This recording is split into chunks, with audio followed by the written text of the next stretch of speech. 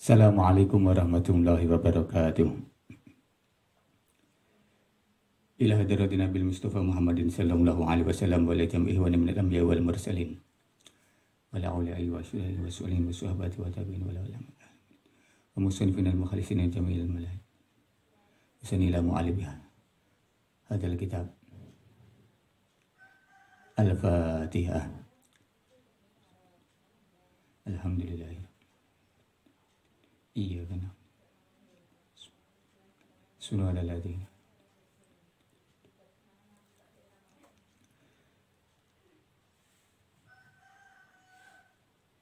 Melanjutkan kajian kita. Qala musannifu rahimahumullah wa nafa'ana bihi bi ulumihi fi dharain amin. Al-hadisu utawi hadis as-sabi'a asyara kang nomor 17. Umumul ihsani iku ing dalem nerangake umume kebaikan, kesainan. Hadis ke-17 ini menerangkan umumnya kebaikan.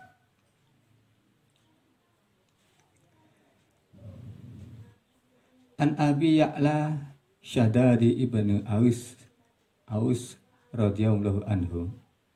Dan riwayataken saking Abi Ya'la Syadadi ibni Aus radhiyallahu anhu. Ar-Rasulillah sallallahu alaihi wasallam saking Rasulillah sallallahu alaihi wasallam. Qala hale dawuh sinten Rasul.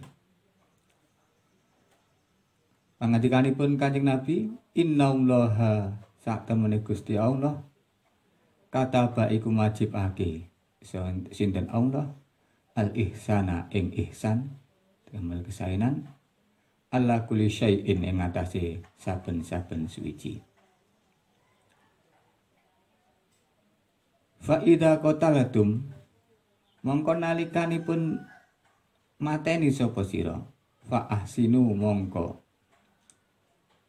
bagusana sapa sira kabeh al-qilata ing tingkah mateni. Wa idza dabahtum lan nalikane nyembelih sapa sira fa ahsinu mongko bagusana sira ad-dibahata ing penyembelihan. Wal yukhidda lan becik nglandhepake sapa ahadukum sapa salah siji sira kabeh safratahu ing pisone ladine ahad wal yubri lan ngepenakake sapa ahad dabihatahu ing sembelihane ahad. Rawahu ngriwayataken ing hadis sapa Muslimun Imam Muslim. Hadis ke-15 diriwayatkan oleh Abi Ya'la Syadad ibni Aus radhiyallahu anhu. Dari Rasulullah sallallahu alaihi wasallam beliau bersabda bahwa sesungguhnya Allah mewajibkan ihsan kebaikan terhadap segala sesuatu. Maka apabila kalian itu membunuh, maka bunuhlah dengan baik. Wa idza dabahtun dan ketika kalian itu menyembelih, maka baguskanlah sembeliannya. Dan sebaiknya salah satu di antara kalian itu menajamkan pisaunya dan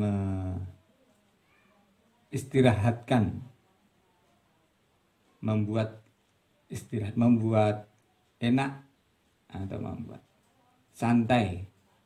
santai sembelihannya, hewan sembelihannya. Hadis ini diriwayatkan oleh Muslim di dalam kitab Shahih bab al-amru bi ihsan ad-dabahi wal qad wa tahdidil syafrah. Hadis ke-1955. Hadis ini adalah kaidah, salah satu kaidah dari kaidah Islam, kaidah Islam yang penting. Dikarenakan hadis ini mengandung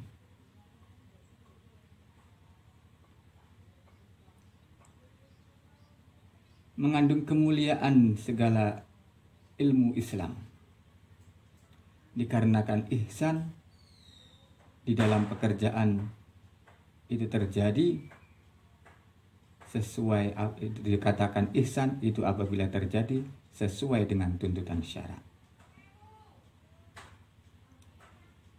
Dan fi'il atau perbuatan itu ada kalanya berhubungan dengan ma'asinya insan, berhubungan dengan kehidupan insan dan siasat di dalam siasat insan atau cara-cara insan dalam mengatur keluarganya, sahabatnya, dan semua manusia.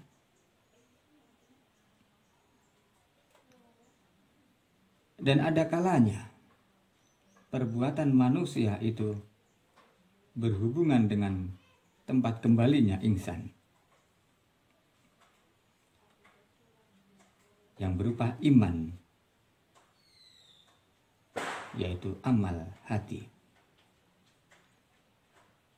Dan juga hadis ini mengandung pelajaran ilmu tentang Islam, yaitu amal dengan jawarihnya, anggota tubuhnya.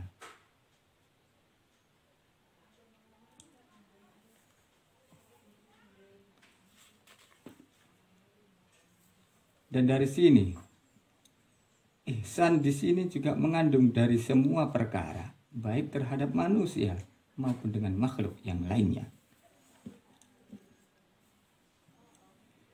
Dari sini dapat kita ambil beberapa pelajaran. Dari hadis ini kita mendapatkan beberapa petunjuk. Yang pertama, yaitu wujubul ihsan, wajibnya berbuat ihsan. Hadis ini memberi nas bahwa ihsan, berbuat ihsan itu hukumnya wajib. Dan merupakan ihsan ini adalah hukum dan kesempurnaan dan kebaikan di dalam amal sesuai dengan syariat. Dan Allah Ta'ala di dalam Al-Quranul Karim, di dalam kitabnya yang mulia, berfirman, Innallaha ya'muru bil adli wal ihsan. Surat An-Nahl ayat 90. Innallaha, sesungguhnya Allah itu berperintah, memberi perintah untuk berbuat adil dan ihsan. Dan juga di dalam surat Al-Baqarah ayat 195. Wa ahsinu innallaha yuhibbul muhsinin. Dan berbuatlah ihsan, berbuatlah baik, sesungguhnya Allah itu mencintai orang-orang yang berbuat ihsan atau berbuat baik. Pelajaran yang kedua yang dapat kita ambil dari hadis ini yaitu al-ihsan fil qatli, yaitu berbuat baik di dalam pembunuhan. Nah, Islam ini ketika membunuh pun ada tata keramanya. Ada tata keramanya, baik nanti pembunuhannya ketika di dalam perang maupun di dalam melaksanakan kisos. Ini ada tata keramanya, tidak saya bahas pada kesempatan hari ini. Pelajaran yang selanjutnya yang dapat kita ambil dari hadis ini yaitu hadis ini memberi petunjuk kepada kita semua bahwa kita dilarang untuk takhrik binar, yaitu membakar dengan api. Di dalam kitab Sahih Bukhari bahwasanya diriwayatkan bahwasanya Rasulullah SAW itu memberi izin untuk membakar dengan api, kemudian beliau melarangnya. Ini tujuannya adalah pelarangan ini lebih kuat daripada pengizinan. Di dalam Al-Bukhari dikatakan dari Ibnu Abbas radhiyallahu taala anhu, anna Nabiy sallallahu alaihi wasallam la tu'adzibu bi adabillah azza wa jalla. Janganlah kamu menyiksa dengan siksanya Allah taala. Siksanya Allah itu berupa dengan menggunakan an-nar, dengan api.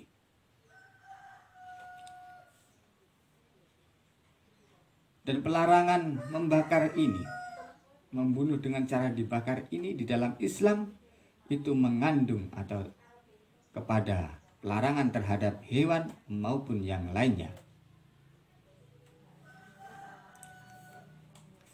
Pelajaran yang dapat kita ambil selanjutnya yaitu an-nahyu anis sabri bahaim, yaitu larangan kita membunuh hewan ataupun ternak dengan cara dibunuh secara pelan-pelan, yaitu dengan cara mengekangnya atau memenjarakannya ternak tersebut, kemudian dipukul dengan nabel anak panah hingga mati. Ini dilarang oleh syara.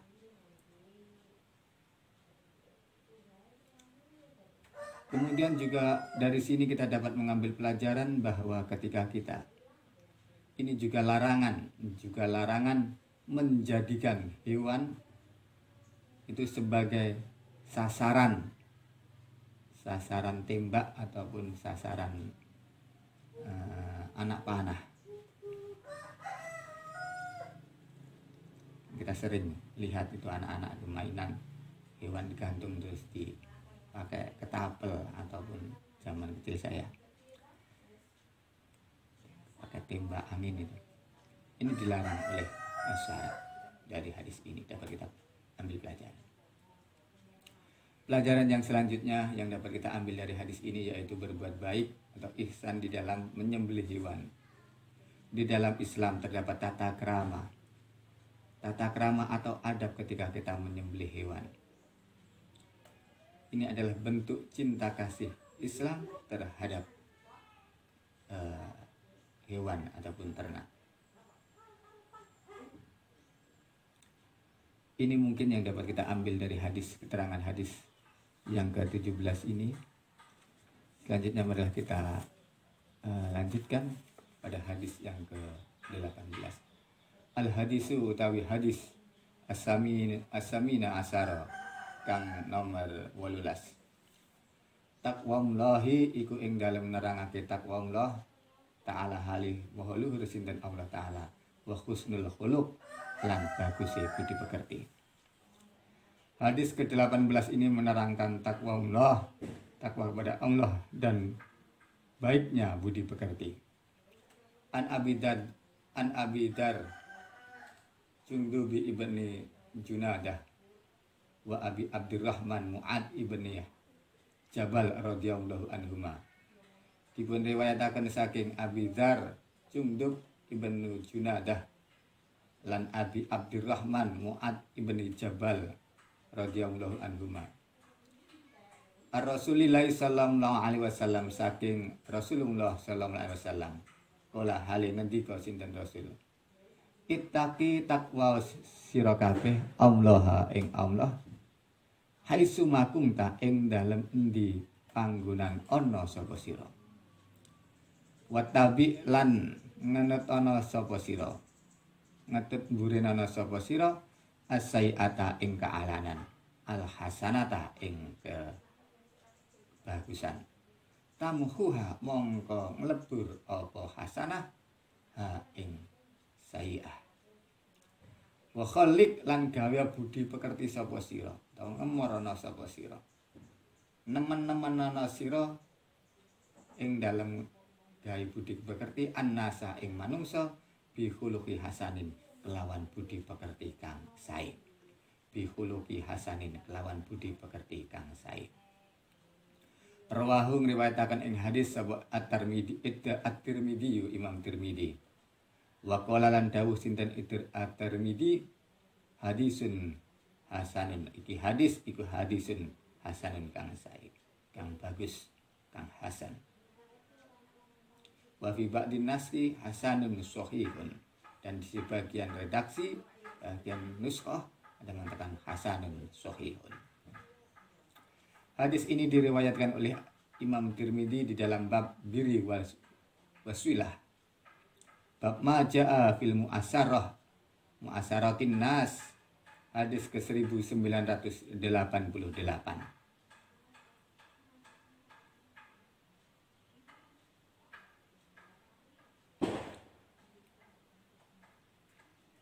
Dari sini kita dapat mengambil beberapa pelajaran. Yang pertama adalah sebab-sebab wurudnya hadis ini. Sebab wurudnya hadis ini, sabab wurudihi. Ini hadis ini merupakan wasiat Rasulullah sallallahu alaihi wasallam kepada Abi Dzar dan Mu'ad radhiyallahu anhuma.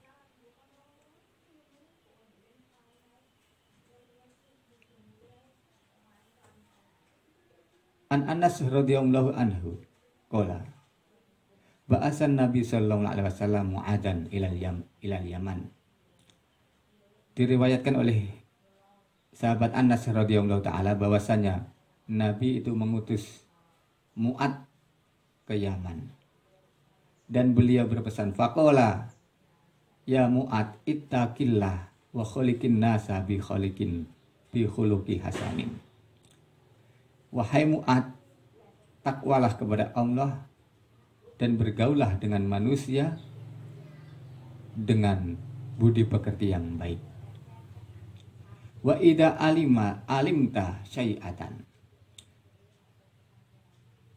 fattabi'ha hasanatan. Dan apabila engkau wa idza amilta lan nalikanipun sira ngamal nglakoni sapa sira syai'atan ing kealanan fattabi'ha hasanatan, monggo ngetutno mburi sira ing kealanan kelawan kesainan. Dan apabila engkau melakukan perbuatan yang buruk, maka segera ikutilah dengan perbuatan yang baik. Faqala qultu ya Rasulullah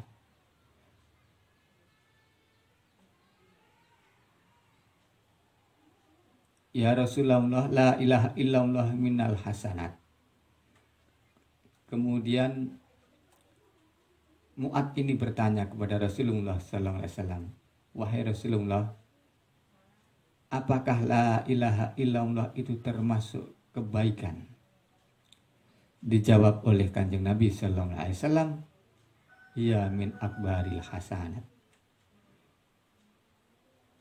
La ilaha illallah ini adalah akbarnya, lebih agung, lebih besar-besarnya kebaikan.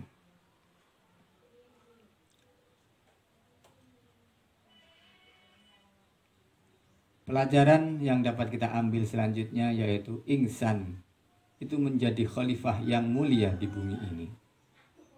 Sesungguhnya Allah Ta'ala itu menciptakan manusia dan menganugerahi manusia dengan nikmat yang banyak yang tidak dapat dihitung. Dan Allah Ta'ala menjadikan manusia sebagai utusannya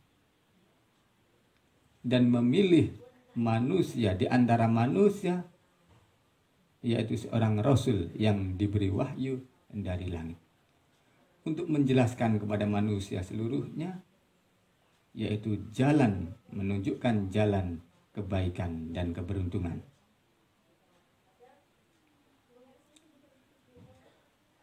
Dan Allah Ta'ala memerintah kepada insan untuk beribadah kepada Allah Ta'ala dan tidak mensekutukan Allah dengan sesuatu, dan menjadikan manusia sebagai wakilnya Allah di bumi ini. Pelajaran yang selanjutnya yang dapat kita ambil dari hadis ini yaitu at-taqwa sabilun najah. Takwa ini adalah jalan keberuntungan. Takwa adalah jalan keberuntungan. Dan takwa ini adalah a'dhamu ma, yaitu lebih agung-agungnya perkara yang diwasiatkan oleh Rasulullah sallallahu alaihi wasallam kepada manusia, pada umatnya. Dan takwa ini juga wasiatnya Allah Ta'ala. Dan di dalam takwa ini mengumpulkan kesemua kebaikan dan penjagaan dari semua keburukan.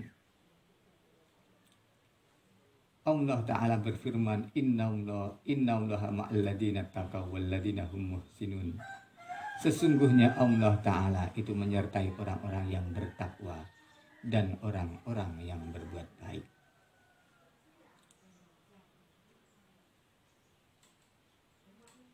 Dan juga Allah Ta'ala berfirman, wa may yattaqillaha yaj'al lahu makhrajan wa yarzuqhu min haitsu la yahtasib. Barang siapa bertakwa kepada Allah, maka Allah menjadikan baginya jalan keluar dan memberi rizkinya dari arah yang tidak terduga. Pelajaran selanjutnya yang dapat kita ambil dari hadis ini yaitu hakikat takwa. Takwa adalah sebuah kalimat yang mengumpulkan dan juga mencegah. Takwa ini mengandung semua perkara yang dibawa oleh Islam, baik yaitu berupa akidah, ibadah, dan muamalah, dan budi pekerti. Allah Ta'ala berfirman di dalam surat Al-Baqarah ayat 177. Laisal birr ang tuwallu wujuhakum ila akhir.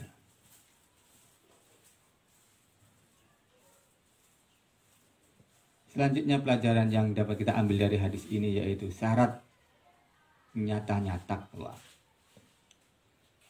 Takwa ini tidak akan menjadi nyata, tidak akan menjadi tahakkuk makna-makna dari takwa dan tidak dapat menghasilkan buah dari takwa kecuali dipenuhi dengan ilmu agama,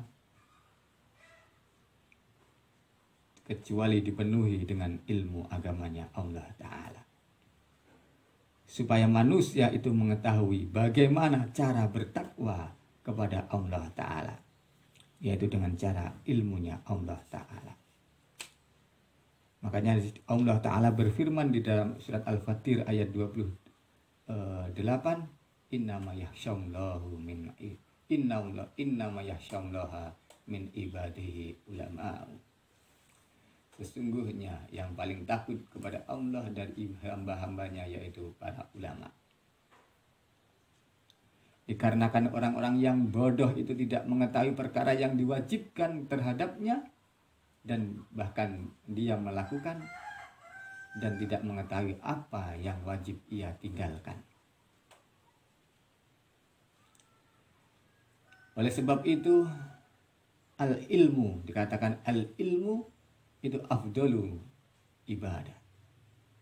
Ilmu itu lebih utama, afdalu, daripada ibadah. Mencari ilmu itu adalah lebih utamanya ibadah. Wa tariqu usuli ilal jannah. Dan mencari ilmu itu adalah jalan menuju surga. Menjadi alamat dikehendakinya hamba tersebut akan kebaikan. Mayuritillahu bihi khairan yufaqihu fiddin.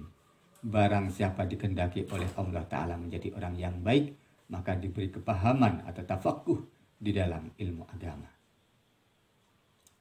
Pelajaran yang selanjutnya yang dapat kita ambil dari hadis ini yaitu taubat dari dosa dan bersegera melakukan amal kebaikan. Ini merupakan budi pekerti orang yang mukmin, yang muttaqin.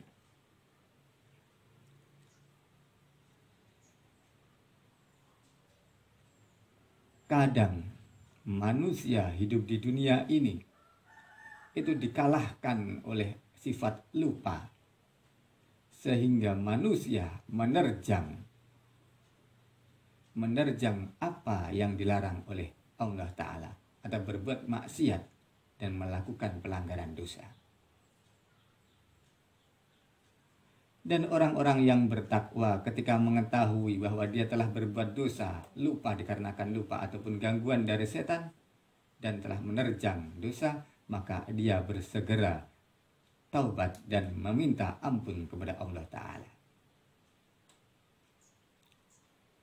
Allah Ta'ala berfirman, walladzina idza fa'alu fahisatan aw dzalamu anfusahum dzakarallah fastaghfiru lidunubihim wa may yaghfiru dzunuba illa Allah wa lam yusirru ala ma fa'alu wa hum ya'lamun. Surat Ali Imran ayat 135. Pelajaran yang selanjutnya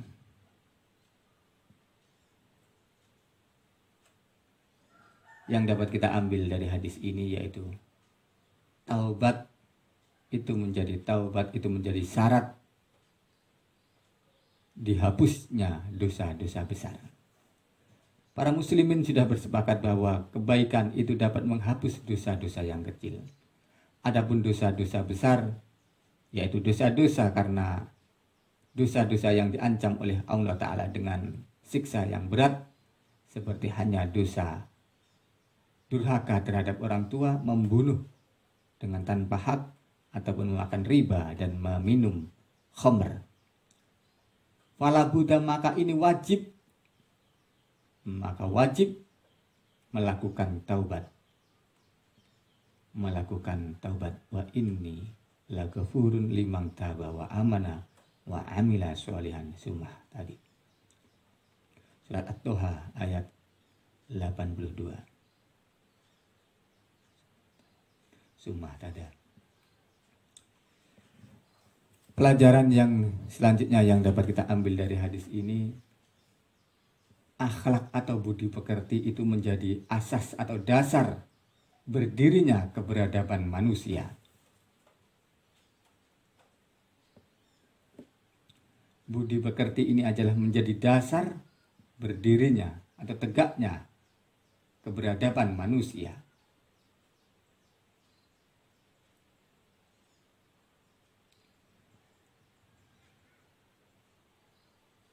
Pelajaran yang selanjutnya yang dapat kita ambil dari hadis ini yaitu al-iktisabu khuluq al-hasan. Kita harus berusaha memakai atau berbuat dengan budi pekerti yang baik. Karena budi pekerti ini tidak dapat dihasilkan kecuali diusahakan oleh manusia. Rasulullah SAW bersabda, hasin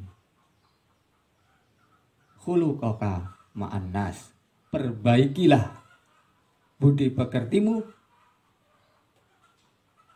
ketika bersama dengan manusia. Ini menunjukkan bahwa budi pekerti ini harus diusahakan, harus diperbaiki dengan sebaik-baiknya. Caranya kita memperbaiki atau memakai atau berbuat dengan budi pekerti yang baik tiada lain yaitu al-iqtida bi Rasulillah sallallahu alaihi wasallam di dalam husni khuluqihi. Kita harus ikut terhadap Rasulullah sallallahu alaihi wasallam di dalam bab budi pekerti. Dan Allah Ta'ala ini memerintah kepada kita sebagaimana firman Allah Ta'ala, laqad kana lakum fi Rasulillahi uswatun hasanah. Dan terdapat di dalam diri Rasulullah sallallahu alaihi wasallam itu uswatun hasanah, suri teladan yang baik bagi kamu sekalian. Ini walaupun perintahnya bukan perintah, kalimatnya bukan perintah, hanya saja ini bermakna perintah.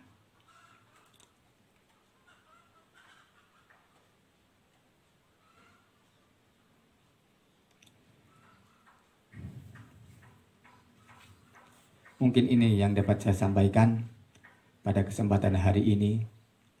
Ada kesalahan, kami mohon maaf yang sebesar-besarnya. Wallahu a'lam bishawab. Akhir qauli hada. Assalamualaikum warahmatullahi wabarakatuh.